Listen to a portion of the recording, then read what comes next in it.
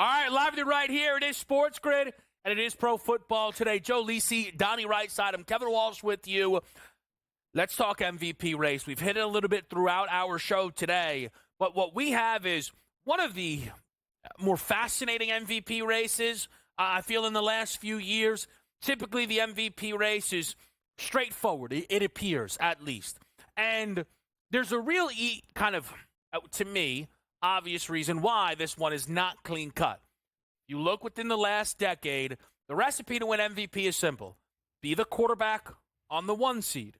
Well, you look around at the 1 seeds, and one of them is completely up in the air because the loser of the Sunday Nighter is going to be the 5th seed, so it can't really be Goff, and it's certainly not going to be Sam Darnold, despite what any conversations people are trying to drum up. On the AFC side, the current 1 seed, I don't know, the first ballot Hall of Famer who's been labeled the greatest quarterback of all time, who's so bad he didn't even make the Pro Bowl in his conference. Ooh, well, he's still a Super Bowl winner, though. That's great. Cool, good. Not good enough, though, to be one of the 5 best quarterbacks, though, in the prime of his career. But I know if the game's on the line, we all want him to have the ball. I agree. How about maybe the game not be on the line at the end of every game, Pat? You could have won an MVP. True. That's all right, though. We pretend he's been disrespected and snubbed, and then it goes on, and he has a really good playoff game, and we pretend that the good playoff game was always in the plans, and, they should have put him in the Pro Bowl, yada, bada, blah. But since it's not the 1 seed, we just went down to the 2 seed of it all, which was Josh Allen. But apparently that's become boring for people. And now we've completely changed the criteria of this race where the record is mattering less and less and less, because the record is exclusively why Lamar Jackson won his 2nd MVP last season. We sit here on this Saturday, and all of a sudden, Lamar Jackson, who's having a phenomenal season, let's not pretend, 10 times better than last year's season where he wasn't even one of the 5 best quarterbacks in football, could maybe steal an MVP. Here's my question to you, Lisi. How much does today matter in the MVP race? For me, it doesn't matter all that much. And the reason why I say that is I think it's Josh Allen, hands down. He knocked off the Kansas City Chiefs, handed them their first loss. Yeah. He beat the best team in the NFC at that time in terms of Detroit that had won 11 straight games. He beat them on their home field with a dominating 300-yard performance. He stepped up. His team only has 3 losses. They've secured the number 2 seed. He's playing one of his best seasons in Buffalo. And again, they're the number 2 seed. Granted, it's going to Kansas City, but he's the only team to knock off the Chiefs and beat them by 8+ points. I think it's Josh Allen. For me, it's hands down. Minus 350, I think, is secured if we're looking big picture. Lamar and Joe Burrow, which one would you take a flyer on? I would just take a flyer on Joe Burrow at 30-1. To your point, if he could light it up maybe for 500 today and 5 touchdowns, maybe that wows everybody. But to me, it's Josh Allen or bust, Donnie. Yeah, it makes sense. But also, as humans, we drink a lot of haterade as we get later in the season. We want the next best thing. You can have somebody running toe-to-toe for 15 weeks. Oh, did you see this other guy coming from behind? Same thing we're going to talk about in the college football draft coming up. Hey, we got 2 great quarterbacks to start the season. Now we don't have any great quarterbacks. Why? Nothing has changed. So for me, MVP in my standard is give me a good football team and give me a team that absolutely cannot be without this one player. And it's the Buffalo Bills with Josh Allen at quarterback. I'm not saying the Baltimore Ravens will be a Super Bowl caliber team without Lamar Jackson, but they would be functional and not going into the draft saying, you know what, we have 3 or 4 wins on the season. I truly believe that's what the Buffalo Bills will have. But we do have to understand there is a solo, standalone football game today that's not at 1 o'clock on a Sunday. It's 4:30 on a Saturday, which everybody's going to line up and want to watch because we don't have any college football or anything to do today. And if he shows up, 275, 4 touchdown passes, no interceptions, and they roll 46-0, that's going to bump him up in a lot of books, maybe unfairly, but then you don't even get the counterpoint say, well, I have the last stand because I'm going to take a handoff. We're talking about Josh Allen, and I'm going to get out of the football game, and therefore at the end of the season, his stats don't even line up to Burrow or even Lamar Jackson for Josh Allen. How can he win it? We're going to get into that conversation. Well, that is one of the things that you're right, Donnie, is already starting to happen. Statistically, Josh, which is very rare for Josh Allen, does not jump off the page. again, unless Josh goes out there and plays for real, which I don't think he's going to, it'll be the first time in a long time he doesn't throw for 4,000 yards. Correct. We haven't seen that out of Josh Allen. The last time that happened was his sophomore season, and he was still completing less than 60% of his passes at that point in time. The rushing numbers are good this year, not as good as last year's, right? Yeah. But the biggest difference for Josh this season is he has stopped turning the football over. 6 interceptions last year, 18. Year before that, 14. Year before that, 15. And I think when you talk about supporting cast, Josh has a very good offensive line, but the skill position, I mean, Derrick Henry's a first ballot Hall of Fame. Well, I don't know how the Hall of Fame works. I don't know. Derrick Henry's a Hall of Famer. Chase is going to end up being a Hall of Famer. You kind of look, what Josh Allen, it seems like it's all there for him. But I agree with you both. If I had to vote, I also would submit mine for Josh Allen. We don't have votes. And I know this is, again, last year somebody who was invested in Brock Purdy. I knew when they lost the Christmas game to the Ravens, I lost my bet. I knew that. And while I was annoyed by it, I was bothered by it. Stroud last year had a better season than Lamar. I knew they weren't going to give it to Stroud. Yeah. I understood what was going on. I know this isn't incredibly helpful to the people. I don't know what's going on. There's no consistency now to the MVP award this season. Again, you have Josh Allen booked as the favorite. I can't remember the last time I heard somebody on the national platform debate that Josh deserves the award. We think he does, but you have a section of people saying, I don't understand how it's not Lamar. Look at the statistics. I'm watching bowl games, and by the way, is Joe Burrow not your league's MVP? Right. Like, it feels as if, and this is to your point, Donnie, it feels like Josh is now forgotten, and that gets multiplied if tonight, Lamar, here's 3 passing touchdowns and 250 yards. And then Burrow follows it up with 350 yards and 3 passing touchdowns. And then Josh plays a drive at most against New England. But also understand this, too. You're looking at the environments that Josh Allen is playing in. Winning football games are great, yes, but you need the statistics to compile. He's played some really bad weather football games over the past month where other guys have been able to play in domes or clean scenario situations, or at least with another team with a heartbeat where you have to come back and continue to answer the bell. The one thing we know about Josh Allen, you want to get in a high-scoring game with Buffalo, he's going to answer that. But if the Buffalo Bills defense is playing good football, they'll run that clock out and they'll finish with 2 touchdowns and 220 yards passing. But if you want to engage in, we need Josh Allen to be there, we've seen him with 6 touchdown games. He just hasn't been asked to do that the past couple weeks. And I do think, Joe, it's actually hurting him in the statistical race. Yeah, last 2 games, 182 passing yards, 154. They've won those games, but they were, it was close against the New England Patriots. They close out the New York Jets basically in the second half after it was a 12-0 first half lead. And I understand that, but they're winning football games, right? And again, think about the weapons. Dawson Knox. He had Dalton Kincaid, Khalil Shakir, Keon Coleman, Amari Cooper. I mean, Mac Hollins. I mean, he's doing it. He doesn't. I mean, James Cook is great. James Cook is statistically having an unreal season. But he's not Saquon Barkley. He's not Derrick Henry. Right? He doesn't have the pedigree. He doesn't have the pedigree to date. But he's still winning games. He's lost 3 games today. If this was Lamar Jackson, right? This is exactly what we saw from Lamar last year, right? And they gave him and handed him the MVP. Now he's got a better statistical season, but they've lost 5 football games, and now they still want to give it to him. But because what you're seeing again, and that's kind of all of a sudden, and I think this is what happened. While Josh has a better record, he's not the 1 seed. If Josh was the 1 seed, he'd be minus 2,000 to win the award.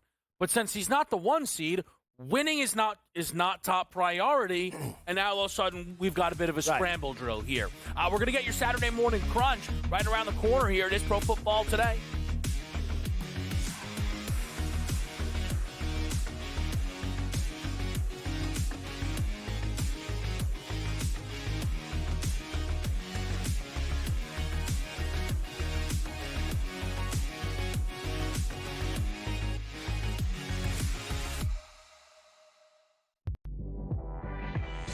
They let the guy run the practice and leave the building, have a press conference, and then you fire him on a cell phone call while he's in the car. Shame on you, Sacramento. You haven't been good since Chris Webber. White Chocolate, Lottie Divac, Corliss Big Nasty Williamson, and obviously Rick Alleman as a coach. No one wonder why you've been a joke for the last quarter century. Betting above the rim. Only on SportsGrid. The two guys that can do it all. Too much electricity this morning. This is a good time. We're having a lot of fun. I had to do a triple take. Ka-ching! Why? Because of parity. I didn't mean to offend. Yeah, it's not going to happen. Load management is a dirty word. Let him rip. You know what? Circumstances provide the results. What? How do you do this once? Oh, Donnie, you got such a good show there. A network that is booming. The Early Line. Only on SportsGrid. Your gut says Miami is going to win, and you should take the over. Your gut also said your NFT selfies would only go up in value. They didn't. But your head is on SportsGrid and knows the QB is in concussion protocol. The backup has a 45 QBR against the zone coverage. The New York D has the most sacks in the league. So yeah, trust your head. It's smarter to be on SportsGrid.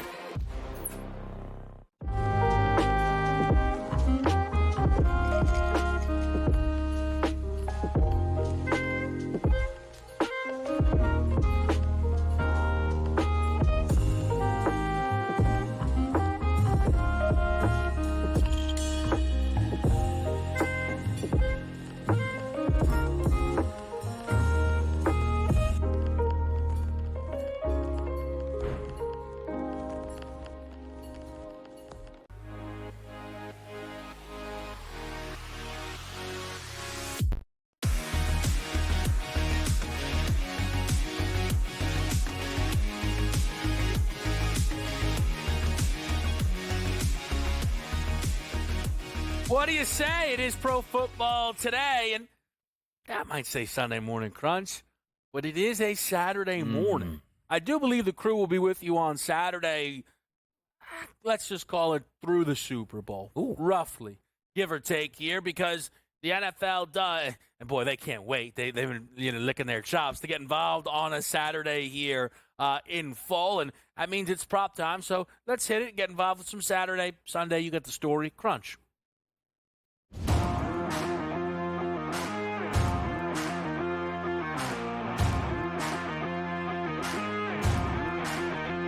What do you think the sound is? Like, do you think it's Sunday morning crunch? Sunday? That's it. Yeah, that's good. Lisi was right on. Wow. There you go. All right, Lisi, let's make it happen here. Talk to me. All right, so last time Cincinnati and Pittsburgh played, George Pickens had 3 receptions, 74 yards, a touchdown. Russ throws for 414 yards. They're attacking his number right now at 67.5. I think it's a big George Pickens day. I think he blows through that number. Potentially incentives are on the line as well. I think he can get up to 100-plus in regards to that matchup. We talked about Mike Gesicki as well. Last week we were on him. He blows out 10 receptions, 86 yards in regards with 12 targets. 29.5 is his total today. I know everybody's looking at Jamar Chase at 93.5 and T. Higgins respectively, but I think Pittsburgh tries to take that away. Gesicki underneath. I think he potentially could get to 40 and 50 in regards to the matchup. And I stuck in terms of this game, Najee Harris as well. He can catch the football out of the backfield, not asking a whole lot. 7.5 receiving yards today. That's 1 screen, 1 dump off. Najee did it the last game against Baltimore last year. I don't forget, Najee gets it done today, guys. Absolutely. By the way, the Mike Gesicki pick is quite interesting because they've been using him a whole lot more. You figure that a defense is going to be centered around, we got to take away Chase, we got to take away Higgins. You should be having a target monster. I would like if you're looking at that number and you say, can he get over those yardage? I don't even look at that. He's probably going to get 7-8 targets, which means he better get over that. Right. If he doesn't, you capped it right anyway. Question on the Najee number, because it makes me think about the Derrick Henry number, which we did end up playing against Houston. Yes. Still no Justice Hill. But due to the nature of the game, Donnie, do you think they still get 1 or 2 to Derrick in the flat? Or well, it's just like he's in a lot. So you just need the one play to break down because all you're asking for is 1 catch. If he gets 3 yards, you get angry at it, but that's all you're asking for. But I don't understand. In Tennessee, they had designed screens where they would get the offensive lineman out in space. You have a 250-pound running back running downhill. Yeah. I mean, why can't Baltimore design that? No, they prefer to be in 3rd and 9. Yeah. They'd be like in 3rd and 6, like, Let's get him off the field so they know exactly. You wait. In the coming. playoffs, he's going to catch 15 passes because Baltimore goes into pass mode in the playoffs. So get ready for that. Or he's not going to play. No, Still really has been resting. Yeah. You know what, Donnie? That's what they will do. They will abandon the run. They're going to play him in the Super Bowl, sit him for the playoffs. I like it. Explain yourself. I can't. What do you got? This is pretty impressive. Oh, never mind. I confused the games. I thought you were fully loaded on the Ravens-Browns game for a second with your crunch, which would have been impressive. Would have been. Considering the state of that game. All right, what do we got here crunch-wise? Yeah, let's go tight ends. I mean, it's certainly a hot topic today, and you're going to get a cheap number here, or at least I think it's a cheap number on Mark Andrews, 33.5. Now, why is it a little bit lower than maybe, let's just say, 37.5, 39.5? Because a lot of people are expecting the fourth quarter, maybe not so much passing even into the second half, but that's okay. Mark Andrews, one of those guys that can grab 2 catches and go over 33.5 yards. He will play in this game. And later, I'm going to tell you why he finds pay dirt as well. But if we're looking at another pick here, it's Jaylen Warren. I love the guy today. Over 39.5 rushing yards. The reason is because as long as he's healthy against a defense like Cincinnati, and if this game is going back and forth, he's going to log more snaps than Najee Harris will. But at the same time, he's also a home run hitter. Multiple times in this game, I wouldn't be surprised if he gets 10-plus rushing yards on 2 or 3 carries combined to sort of buoy you. If I'm saying to myself 11.5, 12.5 carries is going to be in the mix, you tell me he gets 9 carries today, he's going to clear that margin for me. I like it. And how about this one? The Pittsburgh Steelers over 2.5. 2.5? What's that mean? Yeah, 2.5 touchdowns in this game. Trust me. If the Steelers don't score 3 touchdowns today, they're not winning. So it's like a correlated cap. Do you want their team total? Do you want to try to take them straight in this game? Let me understand this. It's not going to be a defensive game, 16-13. Both of these teams will be in the 20s, and I think the Steelers absolutely score 3 touchdowns, which means you could score it defensively. You can miss extra points. Yeah. It doesn't matter. 3 touchdowns for the Steelers, I definitely think happens. It's a nice price. It's a good juice as well at minus 115. All right, let's run through it here for me. Joe Burrow over 284.5 passing yards. I want to explain that a little bit more when we get into the sell me something of it all, but for me, Joe Burrow today threw his number. Makes all the sense in the world against the Pittsburgh secondary that I still think is a vulnerable group. I think Pittsburgh in this game will be looking to throw deep and let Russell Wilson and that George Pickens connection flourish. Pickens has had a 30-plus yard reception in every single game with Russell Wilson. To see this at minus 105, it's a product of the market. Very rarely is somebody booked in this type of capacity for a catch like this. You're almost always talking plus money. Maybe Tyreek Hill at his absolute best. Pickens is great down the field. Russ is great down the field. And I think Pickens today is involved heavily against Cincinnati. The last one is the one I wanted to ask you about, DRS. I'm going to go Myles Garrett over half a sack and even money. I was almost tempted, believe it or not, to go under. He didn't practice, the thigh. Why are they playing him? Then I dove a little bit more, and he's like, listen, I don't even care about leading the league in sacks. I'd rather spoil it. Oh, by the way, I'm the best defensive player in football. You better believe it here. Donnie, is currently tied with Hendrickson heading into today. I think Myles Garrett, no discipline, all pass rush all the time. That's the way you're supposed to do it. Like sometimes you can even equate this back in the day. Bruce Smith was trying to hunt down the all-time sack record. When went to Washington, he didn't even play the run in running situations because he didn't care about the team concept. Is anybody in Cleveland going to look at this game, Kevin, and like, why is he just going for sacks here and not setting the edge? I love that play. I love sack props. There's so much from the cheer on, specifically when one guy is playing for one reason, to get a sack. This game could have 45 points for Baltimore. He gets that sack. He's going like this on the field. I mean, all of it. You know what I mean? That's what he's doing. I just think, too, you have a spot where Lamar has been sacked at least once in all but 2 games this season. Garrett had 6 consecutive games against the Browns with a sack. Before this year, he was left without one against that football team. And also, if this ends up a blowout, right, and all of a sudden it's like, all right, let's go back up quarterback. He's still hunting. Yeah, Myles Garrett be like, perfect. Get me right in there and let's the dog eat. We're going to get to sell me something with you, though, coming up here. And listen, my guy is a little too talented to be in the mix. But but that means I have to make a good case. I think I will be able to do that. Look forward to it. It is Sell Me Something next here on the desk.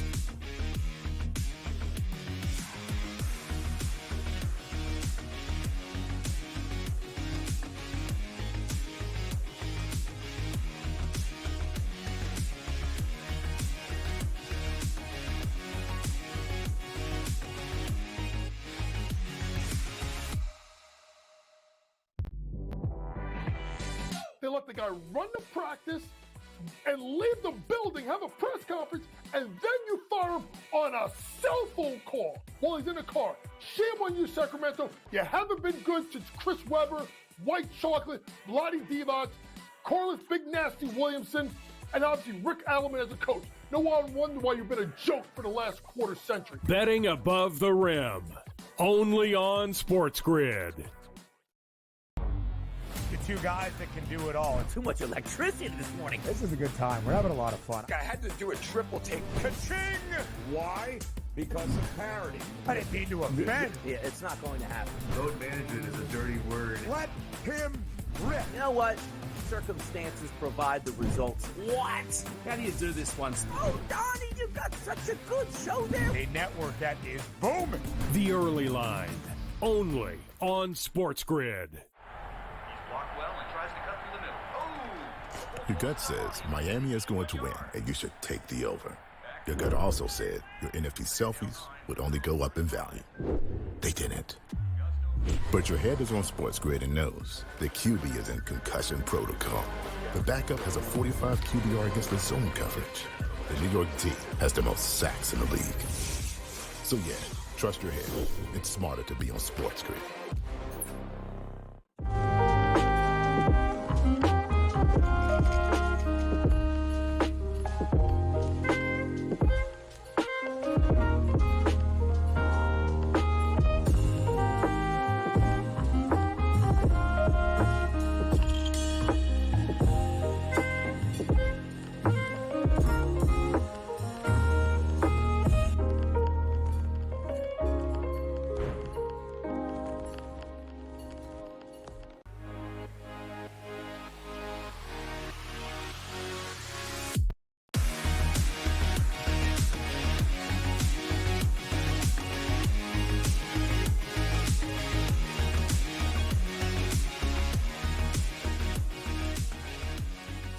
All right, we're back to right here. It is Pro Football Today. Sell me something time.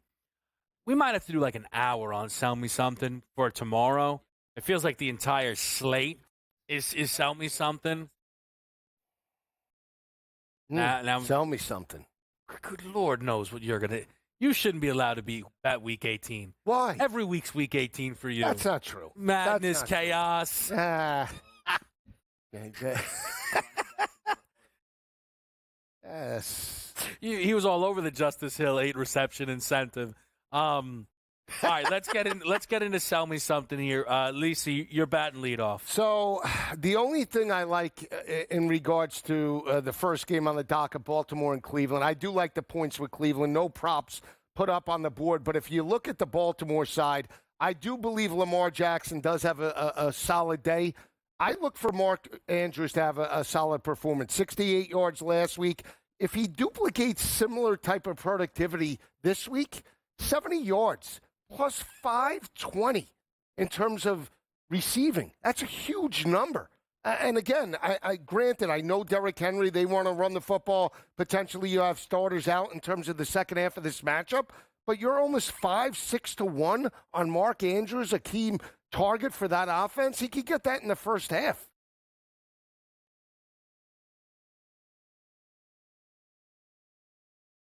Your mic, Donnie, if you could pop that on, it's all right. All right. No, it wasn't even my fault. There I go. Yeah, come on. Bring it in here. Whoa. Bring it in here. Whoa. Second time this year I got blamed for a mic when I was prepared on the set here. So there you go. First class Donnie. Yeah. First class Donnie. My goodness. Now, where were we? What are we talking about? Who he played for. Yeah, exactly. All right, so Lisi's on Mark Andrews. First time this year you bet Mark Andrews. No. I know. No, but again, I mean, do you get this number? I mean, he had 68 yards last week. Yeah, I'm just saying. Maybe it could be an Isaiah Likely game. They didn't, well, I mean, FD didn't have anything posted, so I just went off FD quick right now. Do we get Bailey Zappi numbers posted anywhere yet? I don't have any Zappi numbers. Explain yourself. I mean, we do have Deonta Foreman, little Jerry Jeudy, Atkins, John Kelly Jr. Come on with it. Now, what about John Kelly? There's nobody's betting John Kelly. I think he could have a big Nobody's day on the betting ground. John Kelly today. No. Like, where did he come from? No. Tennessee. All right, Donnie, What? sell me something here. What do you got? Yeah, keep it simple for me. Keep it I'm going to simple. go again. I like Jaylen Warren today. I think there's a legitimate chance he busts a long run, which could be 40 to 50 yards, and I think you're getting a pretty good price here. I thought about running it up the flagpole to 100-plus yards rushing, which was 15 to 1, so I settled on 70 yards. And I think they win this football game. Running's going to be a big deal, and if you can get 12 or 13 carries, that's legitimate. He can bust that 70-yard number. Plus 475, Jaylen Warren today to get 70-plus rushing yards. I think it's legitimately doable here. Yeah, good look. Again, I think that Pittsburgh backfield today is complicated to me. It is. It doesn't mean I don't think you can get there. I do not know if in any capacity they go, hey, guys, let's just keep it clean 50-50. But also, again, they may be like, no, like, we really need this game. Like, we want to play Houston very badly. I think that would be fascinating as well. Sell me something. Listen, it's Joe Burrow. All right, so that's, we're up against it a little bit. But it's, to me, Joe Burrow for 350-plus passing yards over on DK, is because, to give the specifics of it all, is plus 425. Mm-hmm. That same exact option over on FD, if you look at the most recent number they're hanging, is plus 360. So I like that I'm getting a little bit of value. Yeah. But everybody talks incentives when we get to this week. And yes, there are your cash incentives, but also everybody will be betting those incentives. And if you're late to, the number, it could be a little bit difficult. Some of those alts, they're going to bang down because they know that that's what you're eyeing up. Well, on all those spreadsheets, on all those cheat sheets, which are valuable, I'm not saying they're not. Nobody seems to realize that Joe Burrow is 359 yards away from a 5,000-yard season. Mm-hmm. 5,000 yards is a big deal. And I'll just tell you right now, again, the quarterbacks lie all the time. Would Joe Burrow want to win MVP or make the playoffs? Make the playoffs. But he would love to win MVP if he could, right? And ultimately, Donnie, sometimes a number just goes, I can't get Pat. If he throws for 5,000 yards this season, he may end up winning league MVP. He needs to throw for 359. I'm getting plus 425 for him to throw for 350. We talk about those numbers that mean a lot. Like you see 50 to 1 on Saquon Barkley. He's not 50 to 1 if he's going to play Sunday. He's probably minus 125 to become the MVP. So numbers mean a lot. It just has to correlate, which means big win over the Pittsburgh Steelers, legitimate chance they get him because how unfair it is, Joe. If they make the playoffs, he gets a boost when he doesn't have anything to do with the defense. Yeah, threw for 414 last week, so you're right on point. Yeah. Again, to me, if we do end up he throws for 5,000, Lamar's got 48 total touchdowns, and 3 turnovers, the whole thing's madness. We'll be right back with you here on Sports.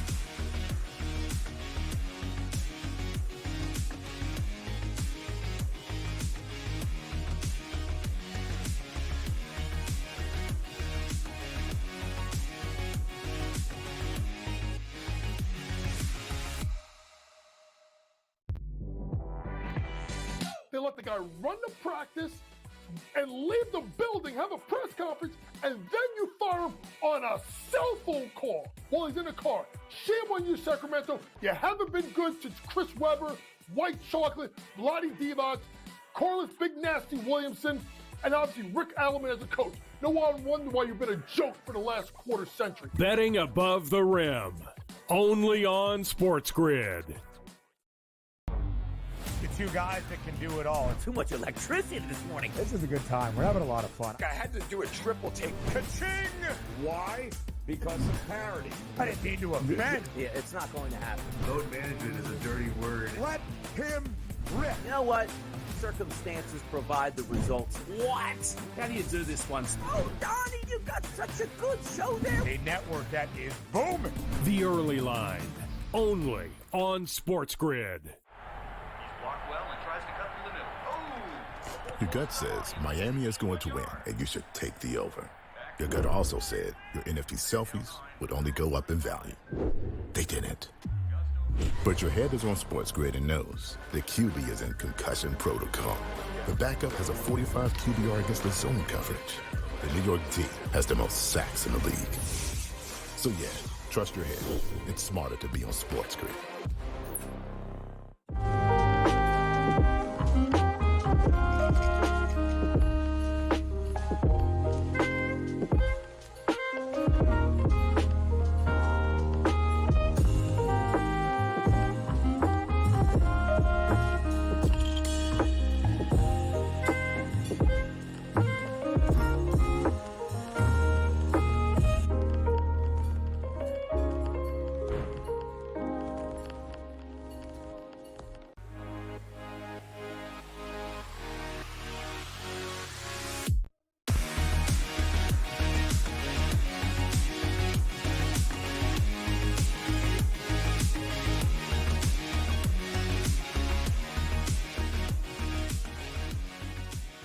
All right, we're back with you right here on Sports Grid, and I want to take the opportunity to quickly peek our heads to tomorrow before we get into today's games breakdowns. We'll go through them just kind of, one by one after the other, and make sure that we have, you settle for all of our picks for the 2 NFL games today.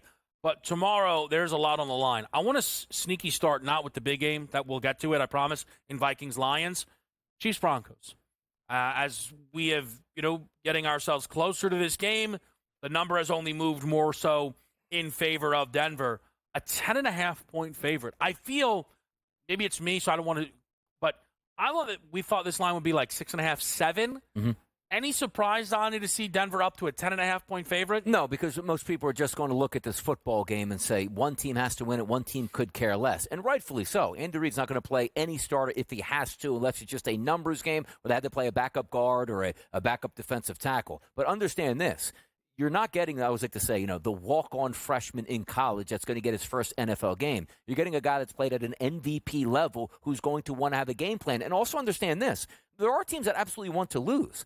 Kansas City would love to win this football game because it's not really going to affect their draft position, because if they win the Super Bowl, they're drafting last anyway, so not losing anybody. So you know what? This could move us up 3 spots if we lose this final game. That's not going to be the case here. So for my money, I do think you get an honest effort out of Kansas City. But the bigger picture is, am I actually going to pick Kansas City to cover the 10.5? Not necessarily, but I'm not running to the window because one team has to win, the other team doesn't care about it. This should be a 35-3 football game. Yeah, I would take the points with Kansas City. And the reason why I say that is, you have Carson Wentz in the ball game. He hasn't really played up until this point. You want to develop him. You want to get him ready for a playoff type of environment. Just in case Pat Mahomes gets dinged up, you need to go to backups. Those secondary wide receivers like Watson and Noah Gray, you want to get them involved. Sky Moore, if he's available as well, and get some burn from Marquise Brown a little bit, right? Mm-hmm. He's just come back into that lineup. So, again, 10.5 points. I understand no Kelsey, no Pat Mahomes, and probably no Isaiah Pacheco. But at the end of the day, you still have Spagnuolo calling that defense. You still have a rookie quarterback with a ton of pressure on this team to win this game. Knowing how they blew it last week, they might come out a little tight. I'm not suggesting they potentially lose, but I'm going to take the points with Kansas City. 10.5, I think, is way too much. Yeah, I think the one thing is we do see upsets in Week 18. Yeah. I can't stress this enough to people. The Jacksonville Jaguars are very likely going to be entering a new era after tomorrow.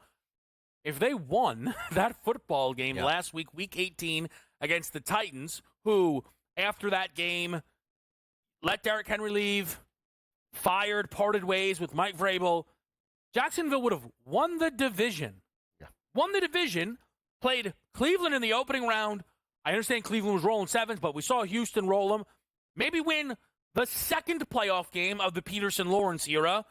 Maybe come into this season, booked as favorites in the division, world of momentum. Like, you talk, instead, it fell apart, right? I mean, it'll never be the same again because Doug Peterson is almost assuredly going to be fired, right? When we talk about guys who are going to be coaching their last game this week. So, listen, yes, I have an affinity for Carson Wentz. That is the one, one of the few areas where I'm not the most unbiased man in the history of sports media. I'm not. I'll be honest with you. I'm right. But the Denver Broncos, 10.5 points. That's a lot of points against the Kansas City team that I don't think is going to just sit down, lay down, and die. I don't. And I think it makes for a really fun football game. The fun game, yesterday, Donnie, I was watching you on radio on Moneyline, and you said something that stood out to me, and I think you're probably right. Lions-Vikings might be the greatest regular season game in NFL history before the game begins. Mm-hmm. Two teams with 14 wins. The winner's the 1 seed. The loser's the 5 seed. It's a 2.5-point spread. You have healthy quarterbacks, healthy stars. I mean, this is just absolutely special that we're heading into Sunday night. No, it is. And it's also betting points that you would look at. Both of these offenses can move it. You see the numbers across the board, 56.5, which is an unbelievable number. Joe, heard you talking about it yesterday. It's not that they can't get there, and they just might get it, but in a playoff atmosphere, to have a 56.5 is kind of crazy. Now, these teams know each other. They're from the same division. Typically, divisional games are lower scoring than they would be from an AFC, NFC perspective. We see it once every 4 years. Don't really know about it, and you get into it here. That could happen. But also understand this. The point of concept, as Kevin was talking about, too.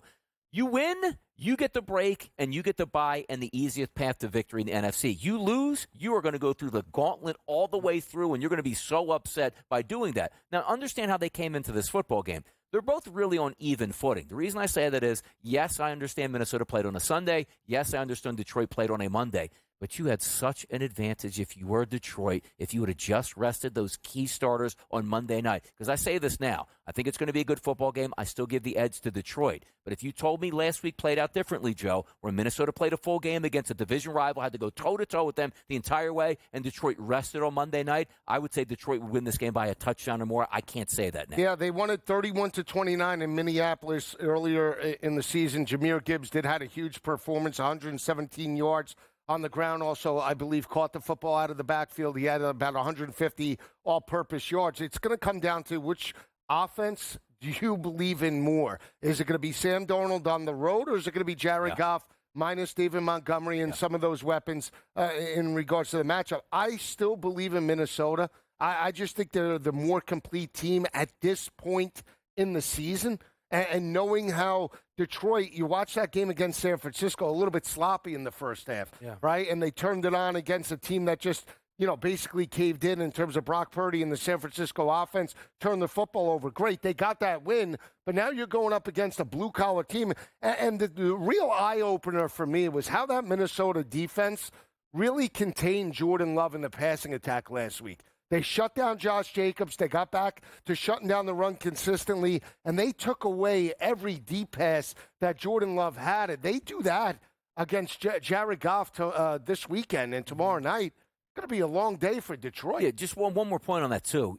Both of these offenses can really get it. I would give the edge to Detroit. They've been phenomenal all season long. But there is no question right now whose defense is better. It's Minnesota's for me. It's Minnesota's. I'll go a step further. I think it's very likely when the field is settled, 14 teams in Detroit will have the worst defense to make the playoffs. I think that's very, very likely. I will also say this. The LA Rams, we are going to rest on Sunday, which is an interesting thing because if they lose and Tampa wins, which Tampa needs to win the game, Tampa's going to the 3. The Rams are coming down to the 4. Well, look, I obviously think favorably of the Bucs, but for the Lions, we played the Rams last year in the playoffs. That wasn't easy, and now we're going to Vegas. Vikings, we already went there. We lost. We've only lost twice, once to Detroit and once to that team. 5th seed is not going to be – there's a million reasons it's not going to be easy. Yeah. And it's not just, we got to do more. It's very likely having to start your road through the Los Angeles Rams. Yeah. Don't be surprised if it's a one-and-done type of situation there. The thing that I will say, and listen, I know I was as critical as Donnie and anybody else on what Dan Campbell did. I think eventually it wears off, all the blah. But you got to imagine they come out with their hair on fire against Minnesota in that football game. I think, looking for some first-half action is my, as we sit here, a day out, that's my initial thought on Detroit. Yeah. So we could be an awesome home field. I mean, for me, I think both offenses want to be aggressive, and I understand what you're saying about being a playoff type of game. You might want to be a little, complacent and feel it out. Yeah. I think it's completely the opposite. I think you have two quarterbacks that want to chuck it. That's been their identity all season long in this type of atmosphere. Yeah. Let's see which one's more consistent. Let's get it on. Just to quickly also throw out, this is an odd one, but the NFL Defensive Player of the Year race, by the way. Right now, Pat Surtain is minus 210, opening the way for a corner to win it. Kirby Joseph leads the NFL in interceptions at 9, currently at 20-1. If we're going to go with a corner, don't be stunned if Kirby gets picked 10 to win a football game and be the 1 seed. All of a sudden, that 20-1 starts to make some sense. We'll break down today's games next.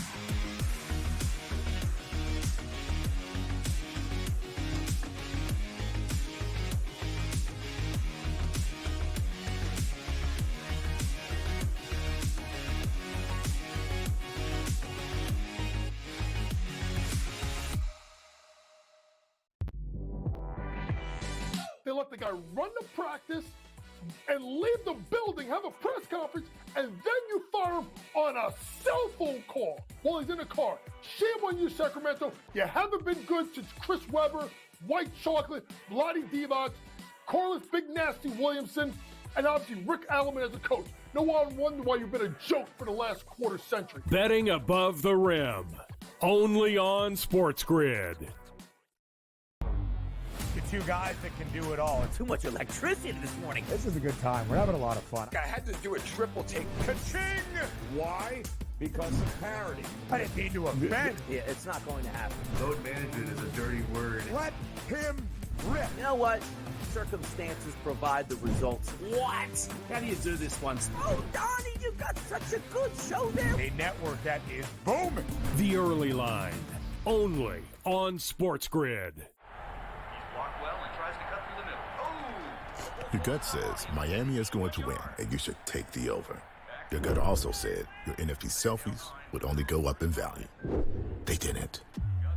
But your head is on SportsGrid and knows the QB is in concussion protocol. The backup has a 45 QBR against the zone coverage. The New York D has the most sacks in the league. So yeah, trust your head. It's smarter to be on SportsGrid.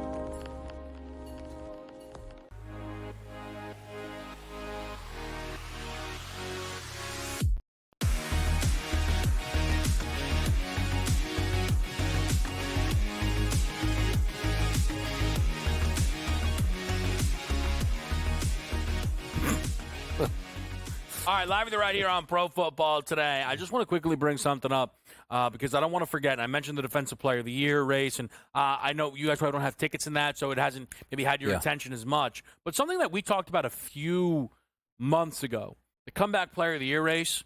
Yes. Remember we talked about Sam Darnold wasn't eligible to win the award? He is. And then the NFL guys sent out a whole thing like, hey, he's not eligible to win the award. All right, so why is he minus 115 alongside Joe Burrow to win the award? Here's the thing. He's not. He literally isn't, based on the criteria, a valid candidate to win the award. So what are we doing? I'm telling you. I knew this was going to come up. Yeah, I think I'm going to go nuts if you do this thing again where you tell me he is. Because I'm going to go crazy. No, I just didn't know. Just saying he is, again, these are objective. They are, though. I'm going to strangle it. But I know, but again, it's crazy. You're telling me, wait a second. Okay. I know by the category, right, when we discussed this, Sam Darnold is technically not eligible, right? Uh-huh. But now it's got all this buzz going around, and the books are hanging numbers. You're telling me they're hanging numbers because why? They're just sucking everybody in? So, again, this is very funny, but this is truly the exact conversation we had months ago. I know it is. And then all the top beat reporters sent out the, hey, guys, he can't win it. And then he was off the board. Yeah. Well, why is he on the board now? Because he's playing so well, and they're probably like, here you go. All I'm saying, here's what I don't know. Okay. Sports books hanging Sam Darnold because people want to bet him, and then they couldn't collect tickets makes sense. But is whomever's in charge, Donnie, going to step in when they get a Sam Darnold vote and go, no, and throw it out? Because I don't know. They change. Yes. Just because they change the criteria. Like, do they hand them a list of guys that are valid? Without Sam Darnold, then. The ballot should go out without Sam Darnold if you're not eligible to win it. It's like saying the NFL MVP on offense. Like, you know what? I mean, Marco Parsons was so good on defense. He's not even on the ballot. What if there's a write-in? Well, if there's a write-in, that's fine. Nobody's going to write it in because people are lazy. Like, I'm not writing anything in. Boom. I'm just going to take, who's in there. Like it is. I don't understand it. I really don't understand why he's minus 120 and Burrow's minus 110 for an award you cannot win. It doesn't make sense. By the way, just saying, it was minus 115 when this conversation started. I think Lisi was clicking. Now he's the favorite. Yeah, it doesn't make sense. You're going to flip. You know what? I actually want him to win somehow, some way, just so you could flip out. One, I will. Okay? Right. Two, but what also bothers me is that I should be sitting here like, guys, Burrow's free. Like, you got to get in. Yeah. Does anybody even want to give Burrow comeback player of the year? Like, for the second time in his career, if not third. I think he owns this And by the way, award. DeMar Hamlin, as long as he plays in the NFL, he's always on this award. Apparently a valid candidate. Like, J.K. Dobbins would make some sense. I don't know. All right, let me move on. Browns today, catching 19 and a hook. Donnie, one more check-in while we can. Are they there yet? Oh. Any Zappy? Barely Zappy. Let's go. Check Zappy. Check zip, zip, zip. Zap, zap, zap. Are you going to take him for 250? I just think about that game when he started in prime time against the Steelers. The Rockets Got nothing yet on him. We blew right through that 41 Is it a big and a half. Elijah Moore day then? I look at this football game here today between the Ravens and the Browns, and I think we get points. I think we get points. I think that this game has a chance for the Ravens to hit this total on their own. I think the Ravens are interested in doing that. I really do. I think that they loved being able to extend on Pittsburgh. I think it carried into the game against Houston, and I think that they'll do it here today against the rival in the Cleveland Browns. Well, you talk about it. The numbers suggest they should. They've won 3 straight by 22.2 points per game. You have a dead team in Cleveland, lost 5 straight by basically 16 points per game. They're 0-5 against the spread over their last 5 games. I think, again, no doubt that Baltimore wins, but 19.5 in terms of an NFL game, I don't care who's starting. I'm taking the points with Cleveland on the road. You might suck me in on the over once we see some of these props hit up into the market a little bit later today. But I have confidence in Bailey Zappi. I have more confidence in Bailey Zappi than I do DTR in terms of that offense over the past few weeks. So give me Cleveland, and you might be able to get me in on the over. They also said they wanted to look at both quarterbacks here, though. So you don't really know what you're going to hang or how long Zappy's going to be in that game. Does he get a half, and then you play the other guy for a half? I mean, that's legitimate thoughts here. But also, you're looking at the lines in the first half, minus 10.5 on FanDuel, as high as minus 13 on some other outlets. I do think the way to approach this game is, if you like Baltimore, yes, there's a pathway where Baltimore can be up 3 at the break and win by 24 points. We've seen big blowouts in the second half. But understand this. Like, if Baltimore is up 14, they'll probably win by 21, but there's no saying that. They might just air out or, take the air out of the tires at that point. But for me, just give me the first half Baltimore. I'd be shocked if they're not up double digits at the break. There was a bet that I had capped in this game, and then it was off the board. It is now reopened at a much higher price. It still would make sense, but Lamar to not throw an interception was minus 170. It is now minus 200. Yeah. Lamar's only been intercepted in 4 games this season. You just do, the odds, probability. So, on average, that would be about minus 300. Yeah. The Browns haven't picked a quarterback off in 4 straight weeks. Why is Lamar putting the ball in harm's way? I know crazy things can happen. Even at minus 200, I think there's value on that number. Yeah. I know people would probably not be rushing to bet that.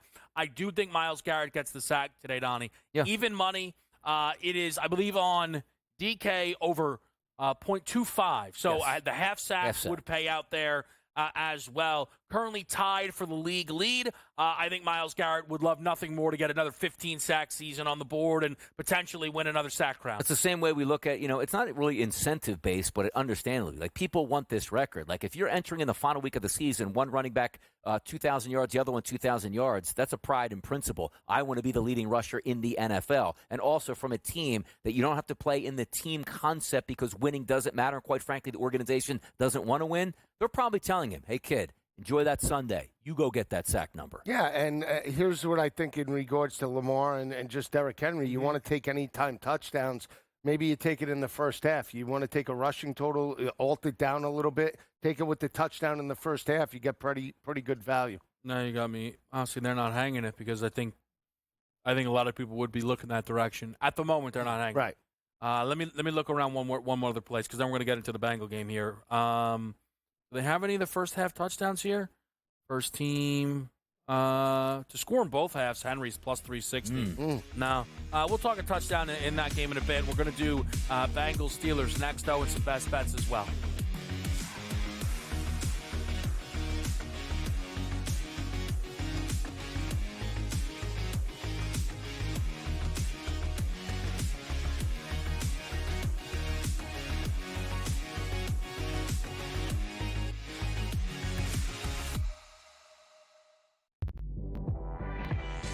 They let the guy run the practice, and leave the building, have a press conference, and then you fire him on a cell phone call while he's in the car. Shame on you, Sacramento. You haven't been good since Chris Webber, White Chocolate, Vlade Divac, Corliss Big Nasty Williamson, and obviously Rick Alleman as a coach. No one wonder why you've been a joke for the last quarter century. Betting above the rim.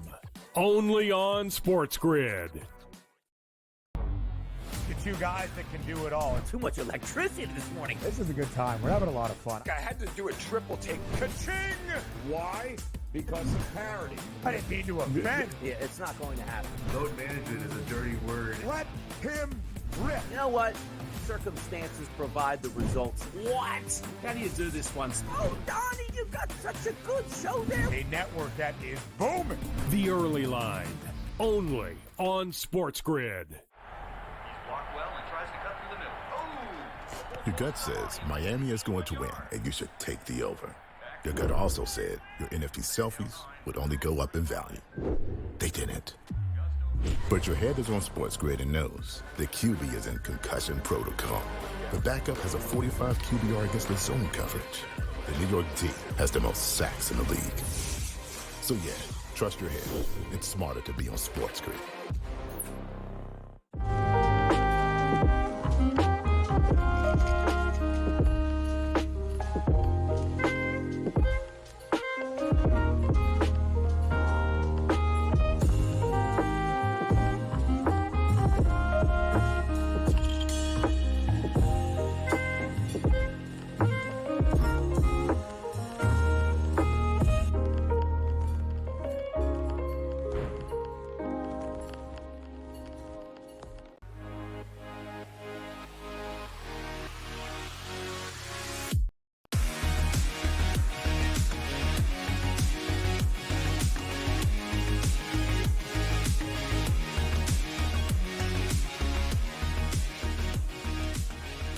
All right, Pro Football Today buttons up our Saturday edition. We will be back tomorrow for the full Week 18 bonanza and everything that Sunday will offer up. Kevin Walsh, Donnie Rightside, and Joe Lisi. We've already talked a little bit about Browns-Ravens. Let's talk Cincinnati and Pittsburgh. Lisi, when you're going through this game, what's standing out? Well, Cincinnati, the hotter team. They've won 4 straight by 10.2 points per game, have the more consistent quarterback in Joe Burrow over Russell Wilson. Pittsburgh's lost 3 straight by an average margin of defeat of 16.6 points per game. I understand they need the game, but I like Cincinnati to pull this out. I think it's Joe Burrow. I think it's the passing attack. And I do believe all those receivers step up today. Look, for me, I'm going to go Pittsburgh Steelers in this one. Sooner or later, you have to turn the corner. They're at home. They have a better defense than Cincinnati, obviously. You have some banged-up components for the Cincinnati Bengals, but it is a direct correlation. If you think Cincinnati's winning, it's not because they're going to win on the ground or play great defense. It's just because Joe Burrow is the best player on that football field. But he's also going up a team with a devastating pass rush that could equalize him. Give me the Pittsburgh Steelers in that game tonight in cold weather in Pittsburgh. Yeah, if the Ravens win, I still want to see, does that number shoot up? True. Do people go, Pittsburgh cares, but not that? You know, again, lost in this all is we will get one of the best games of the season if the Ravens are stunned by the Browns, because then the Steelers will need the game, I would argue, more than Cincinnati. Cincinnati's pathway is not that great. Pittsburgh wins the division if they win this football game but let me tonight. sell you on, Joe, let me sell you on this one, too.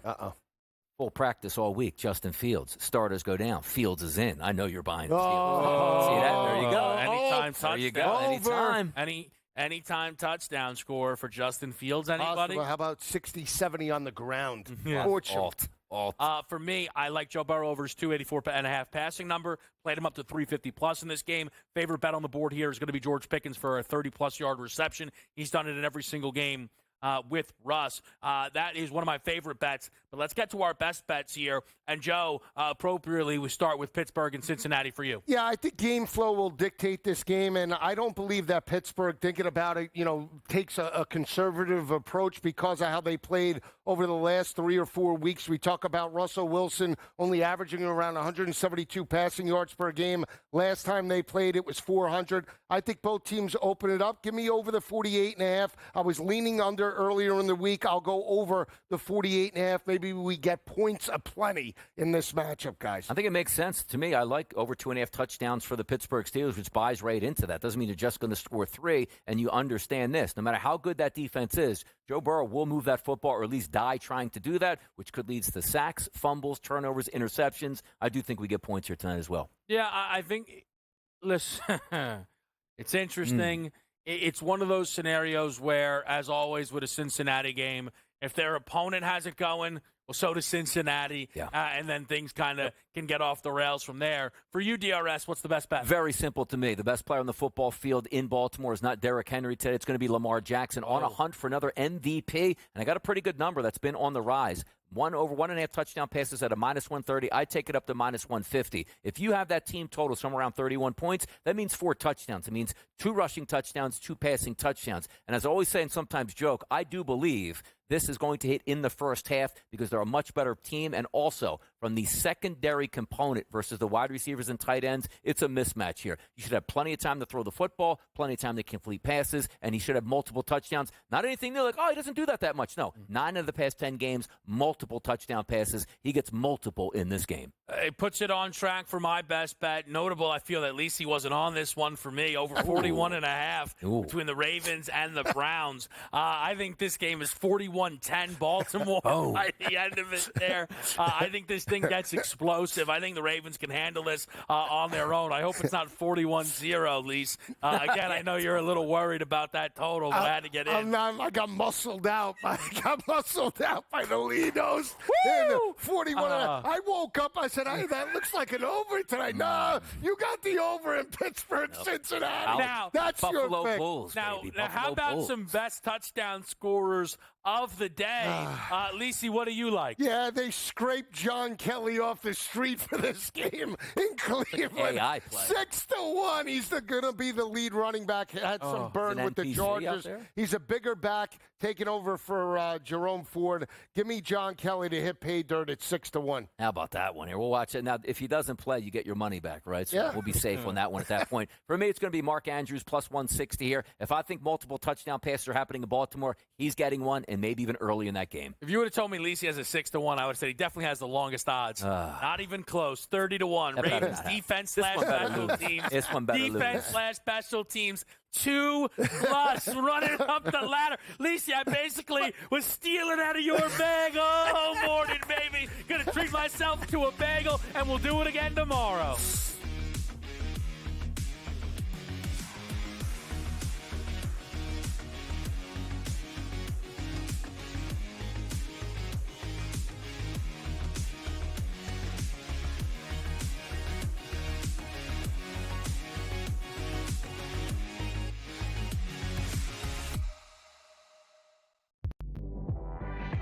A lot of bowl games. I love all of them. Even if you don't like bowl games, you gotta love the Pop-Tarts Bowl and what it means for college football. Who doesn't get excited for Pop-Tarts? But also, this is one of those where, Ben, I guess you could put your kids through college. Miami doesn't care about bowl games. They don't ever win those. Miami's a favorite. They usually go take the Iowa State Cyclones. Miami doesn't play any defense whatsoever, so you automatically just bang the total. The Early Line. Only on SportsGrid. How do you find some of this great talent that you've brought in, who are still early in their career, might not have a ton of tape on them yet? I've been around this business, man, for almost 20 years. So a lot of these guys will tell you that I popped into a lot of gyms, sparred or just worked on the side or, kind of worked out, just watching. I've always loved this sport, man. I think it's the greatest. And we want to continue to put on the next up-and-coming superstars. We know we got them. Only on SportsGrid. Anyone that's been to a sporting event, the atmosphere before a game, I think Game Time Decisions has that same exact atmosphere. This is our arena.